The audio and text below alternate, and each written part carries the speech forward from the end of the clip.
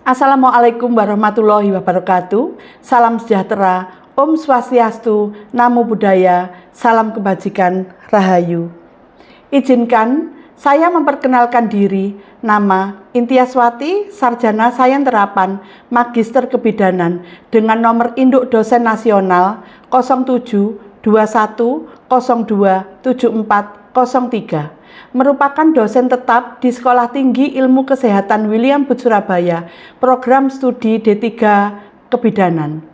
Video ini merupakan bagian dari pernyataan diri dalam unjuk kerja Tridharma Perguruan Tinggi atau PDD UKT-PT sertifikasi dosen tahun 2026, khususnya dalam aspek pengajaran.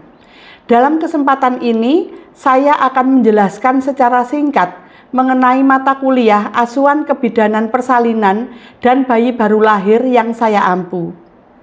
Dalam pembelajaran ini, saya akan melakukan praktikum asuhan persalinan normal atau yang biasa disebut APN. Pembelajaran ini dirancang untuk membekali mahasiswa dalam persiapan praktikum nyata di lahan praktik untuk menolong persalinan normal yang relevan dengan langkah-langkah APN. Mata kuliah ini diberikan kepada mahasiswa semester 3, mempunyai 5 SKS yang terdiri dari 3 SKS teori, 1 SKS praktikum, dan 1 SKS klinik.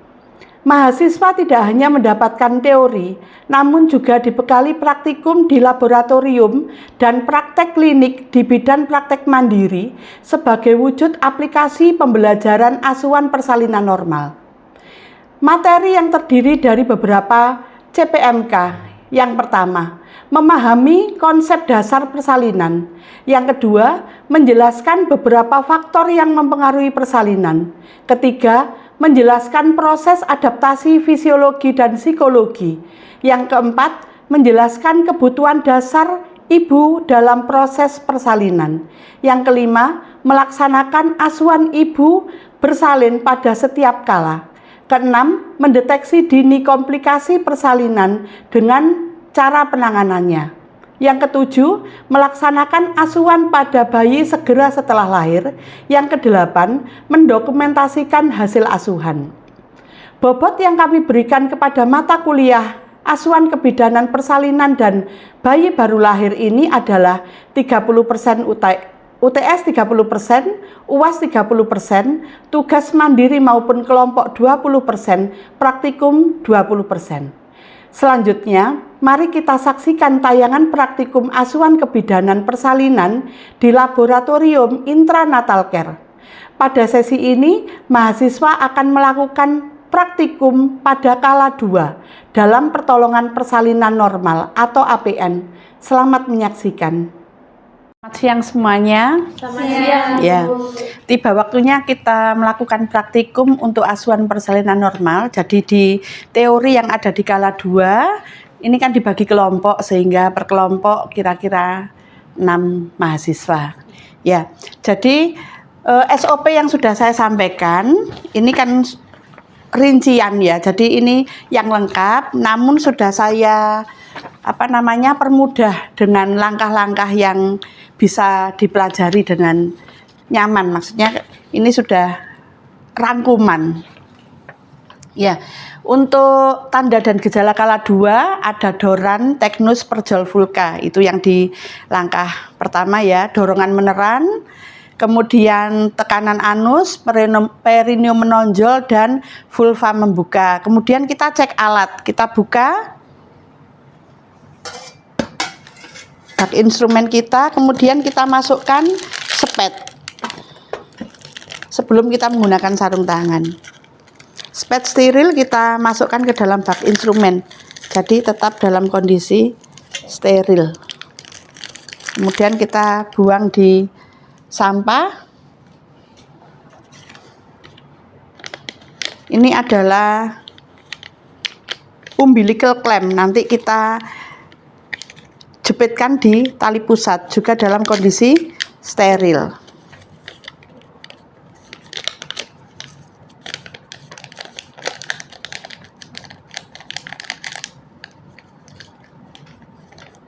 Kita buang juga di sampah. Setelah kita cek alat, kemudian kita patahkan ampul oksitosin. Ya, kita patahkan. Setelah itu, spetnya sudah masuk. Yang berikutnya adalah siap diri, jadi penolongnya. Kita menggunakan celemek.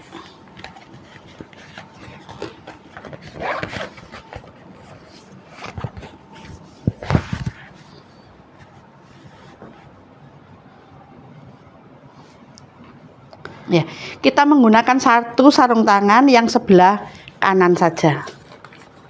Nah, kita ambil spet yang steril yang sudah dimasukkan ke bak instrumen untuk mengambil oksitosin yang sudah kita patahkan tadi.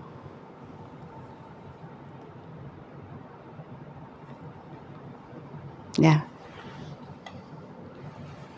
Kita masukkan lagi ke dalam bak instrumen dengan menggunakan teknik satu tangan ya.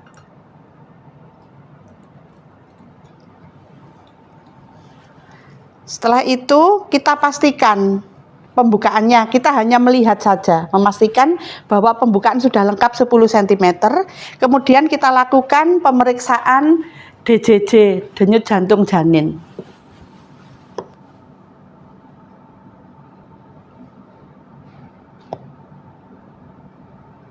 Ya, kalau sudah, kita di langkah yang ketiga, yaitu bersih. Sebelumnya tangan kita yang satu kan on steril, sehingga untuk tujuannya untuk mengambil barang-barang yang on steril dulu. Jadi kita dekatkan. Ini di dalamnya sudah ada air DTT. Ya. Setelah saya meletakkan yang barang yang on steril, kemudian kita menggunakan satu sarung tangan sebelah yang kiri, ya.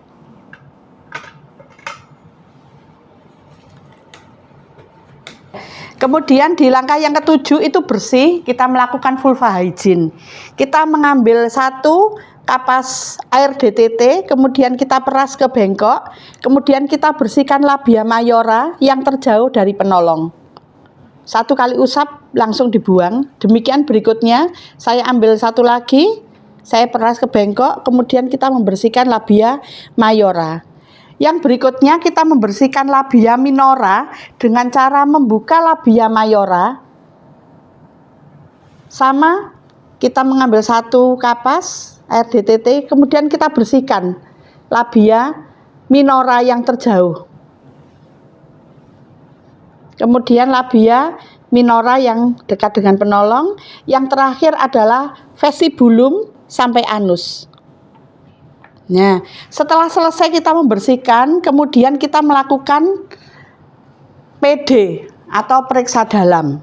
Kita memastikan kembali bahwa pembukaan sudah lengkap dengan cara kedua jari kita, jari telunjuk dan jari tengah, kita masukkan secara ginekologis. Kemudian kita memastikan bahwa pembukaan sudah lengkap. Kita lakukan untuk amniotomi, yaitu pemecahan air ketuban dengan cara mengambil setengah koker di dalam bak instrumen. Kemudian caranya, maaf saya keluarkan lagi biar kalian bisa melihat. Setengah koker ini diletakkan ke sela-sela atau di antara jari telunjuk dan jari tengah. Iya, nanti kita terasa kok begini. Kemudian kita kaitkan ke selaput ketuban. Saya ulang kembali ya. Kemudian kita ambil, kita masukkan ke antara jari tengah dan jari telunjuk. Kemudian kita melakukan amniotomi itu pada saat tidak ada kontraksi. Ya, tujuannya nanti kalau ada kontraksi, kalau air ketubannya belum pecah itu bisa pecahnya tidak beraturan. Tapi kalau tidak ada kontraksi, itu saat yang tepat kita melakukan amniotomi. Ini ya, tidak ada kontraksi ya. Nah, sudah.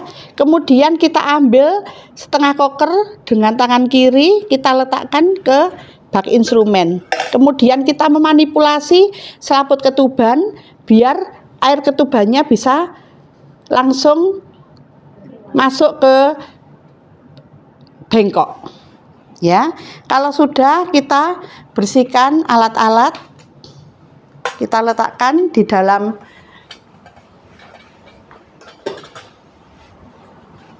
kemudian kita celup itu di dalam larutan klorin, ya. Kita masukkan di dalam larutan klorin.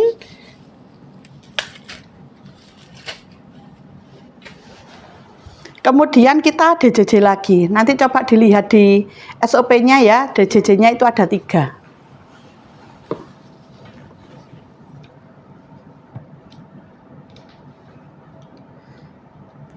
Ya.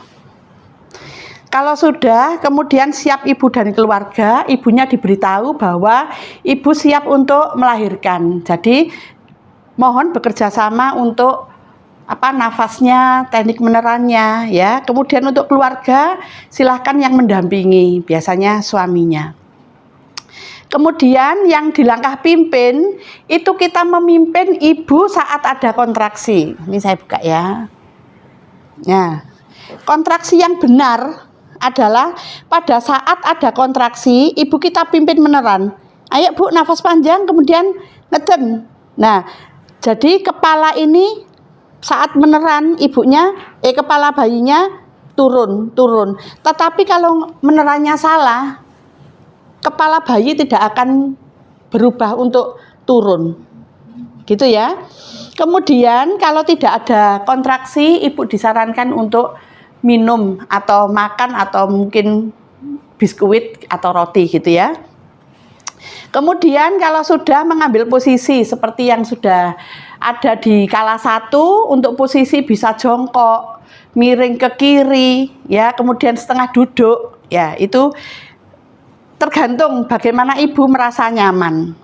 Kemudian kita di langkah kelima yang besar adalah siap tolong. Ya, siap tolong itu kita meletakkan handuk di atas perut ibu.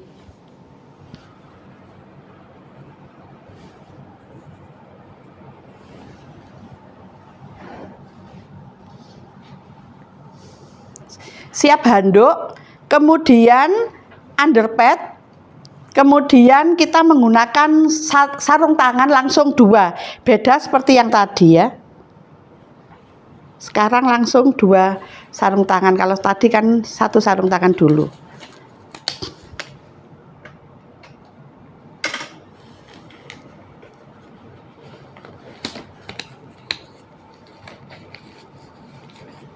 Ya, kalau sudah kita melakukan cek kepala ya, kita melindungi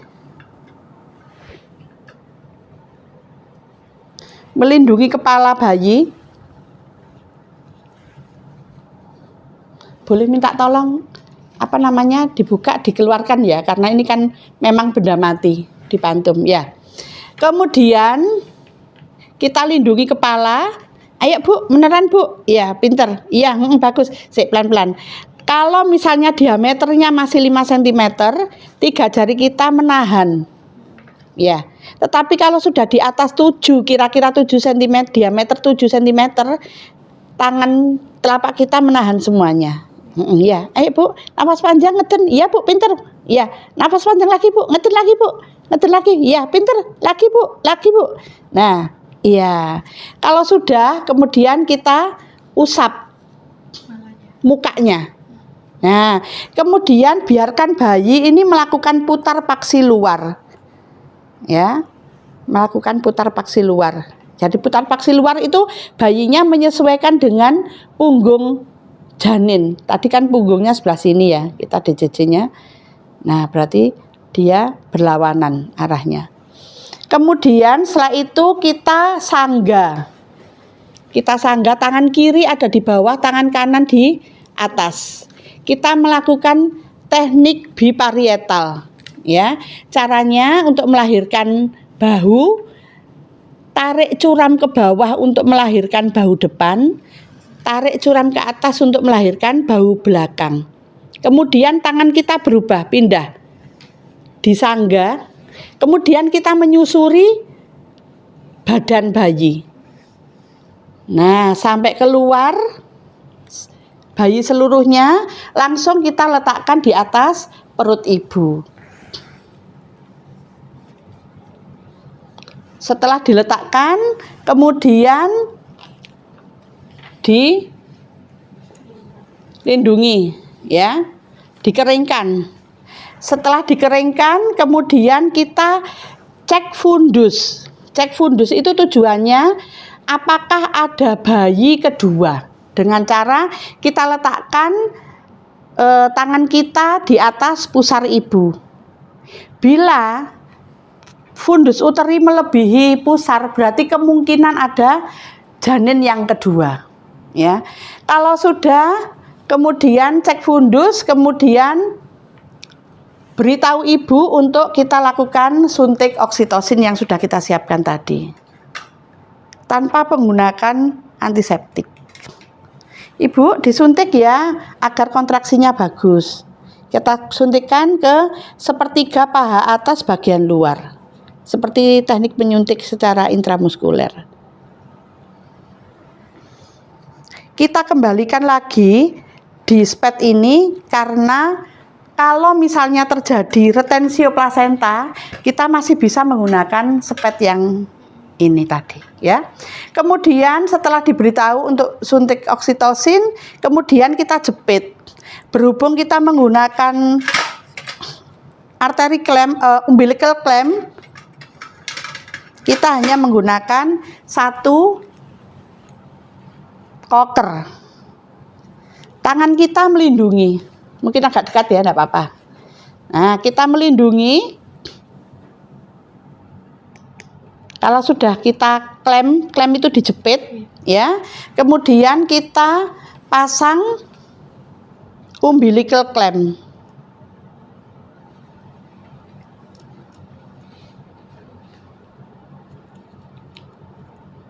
Dilindungi, tetap dilindungi.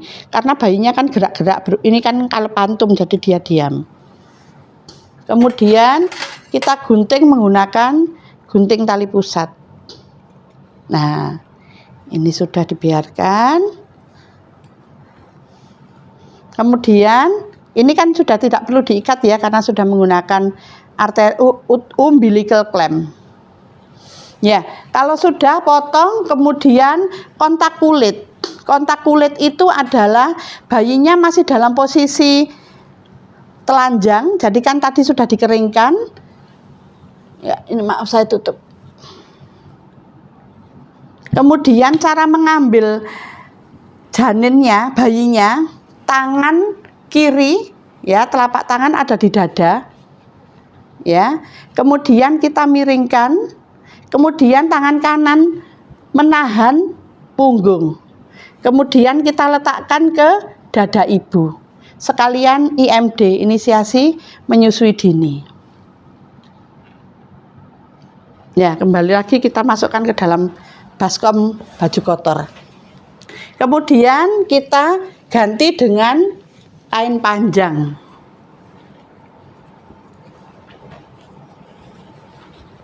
Agar bayi tidak kedinginan.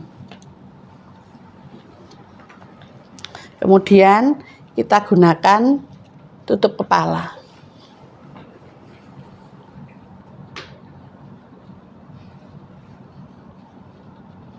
Ya, kalau sudah kita masuk di MAK 3, yaitu manajemen aktif skala 3. Nanti sambil diperhatikan ya. Kemudian pindahkan klem, kita tekuk dulu. Pindahkan klem yang berjarak 5-10 cm dari vulva. Kemudian kita klem ulang.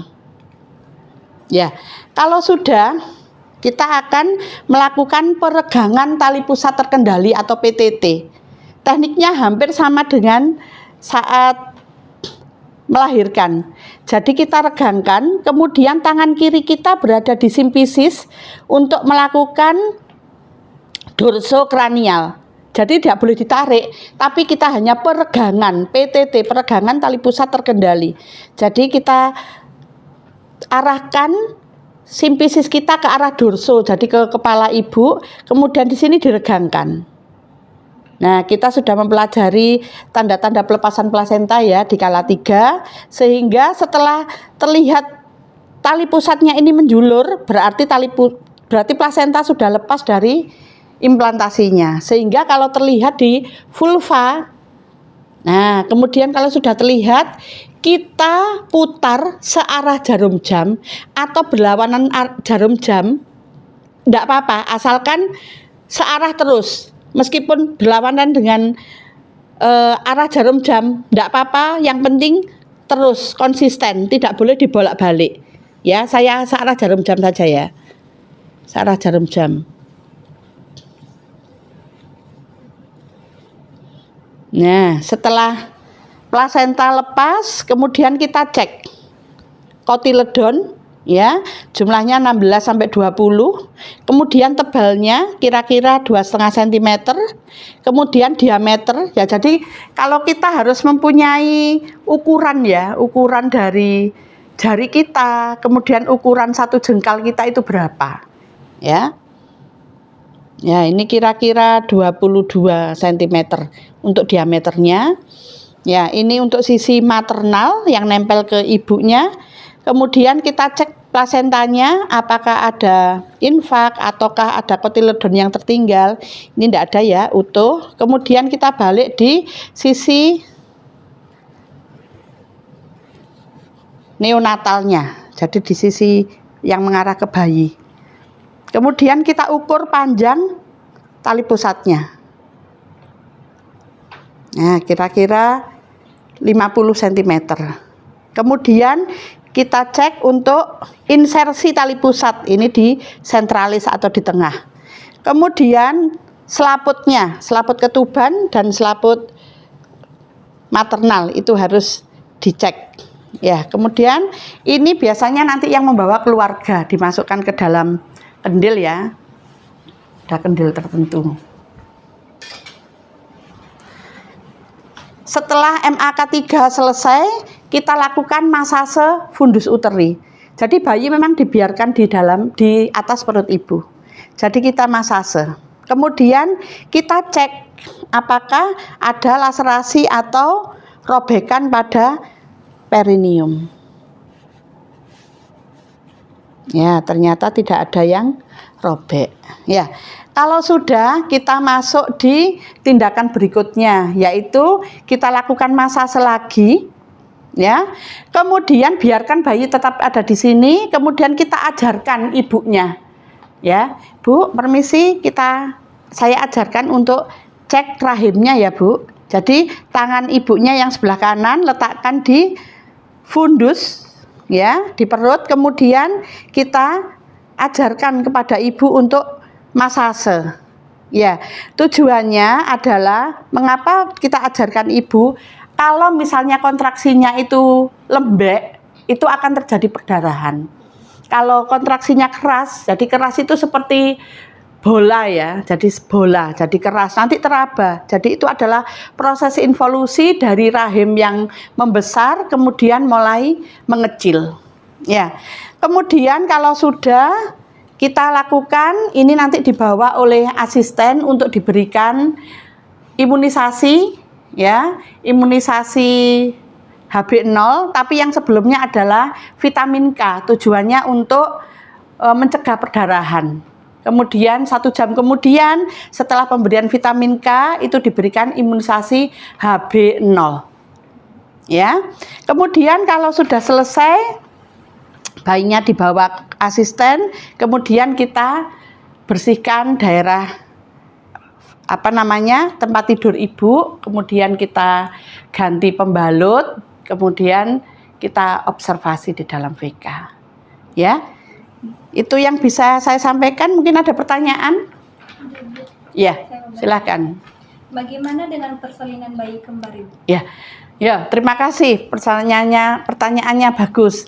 Kebetulan di APN ini adalah asuhan persalinan normal yang dilakukan oleh tunggal ya, seorang bidan. Kemudian kalau penolongnya tunggal, mungkin ada asisten untuk bisa menimbang berat badan. Tadi yang saya sampaikan, memberikan imunisasi vitamin K ya, nanti ditolong oleh yang lain, tapi penolong tunggal. Nah, ini untuk persalinan normal ini adalah masih fisiologis.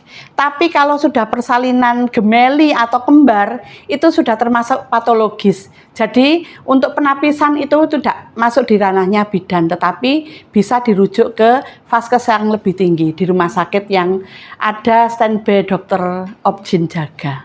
Ya, terima kasih, terjawab ya. Ya. Ada yang lain mungkin? Oh ya. Setelah dari ruang bersalin, ibu itu dipindahkan ke ruangan nifas berapa? Oh ya, ya seperti yang kita sampaikan kan kita di INC ya, di persalinan intranatal care.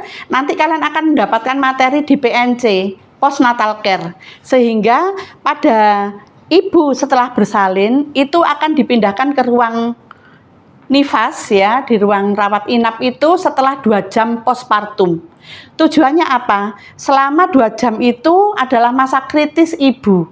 Masa kritis artinya tadi yang saya sampaikan involusi ya. Jadi pemulihan dari rahim yang membesar, kemudian mulai mengecil dan akan keluar seperti menstruasi yang namanya lochea. Itu yang kita observasi. Kemungkinan terjadi perdarahan itu ada. Tetapi kalau melihat kondisi ibunya tadi, kontraksinya bagus, ya, kita cek sebelum kita pindahkan ibunya ke ruang nifas. Itu juga kita cek lagi untuk involusi uterus untuk kontraksinya. Terjawab ya? Ya, ada yang lain? Cukup ya? Ya, baik, terima kasih untuk pertemuan kita pada siang hari ini. Nanti kita lanjutkan ke kelompok lain. Terima kasih, selamat siang. Ya, sama-sama. Kita sudah menyaksikan pembelajaran praktikum di laboratorium yang berfokus pada pertolongan persalinan normal. Dalam sesi tersebut, mahasiswa diajak untuk dapat melakukan pertolongan persalinan secara mandiri.